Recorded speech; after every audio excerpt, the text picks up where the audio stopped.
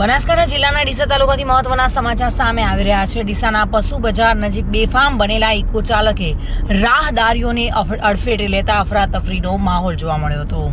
ડીસાના પશુ બજાર નજીક બુધવારે સાંજના સુમારે એક ઇકો ચાલકે બેફામ રીતે પોતાની ઇકો કાર ચલાવી લારી ધારકો અને રાહદારીઓને અડફેટે લીધા હતા। અચાનક ફૂલ સ્પીડથી ધસી આવેલી ઇકો કાર આવતા લોકોમાં ભારે અફરાતફરીનો માહોલ સર્જાયો હતો અને આ ઇકો કાર ચાલકે ત્યાં ઉભેલા લારી ચાલક, 2 મહિલા સહિત 5 લોકોને ઈજાઓ પહોંચાડતા આ ઉપરાંત 2 થી 3 વાહનોને પણ નુકસાન કર્યું હતું। જો કે અકસ્માત બાદ ઇકો ચાલક ગાડી મૂકીને ફરાર થઈ ગયો હતો। બનાવના પગલે આસપાસના લોકો દોડી આવ્યા હતા અને ઈજાગ્રસ્તોને સારવાર માટે 108ને બોલાવી ડીસા સિવિલ હોસ્પિટલ ખાતે ખસેડવામાં આવ્યા હતા।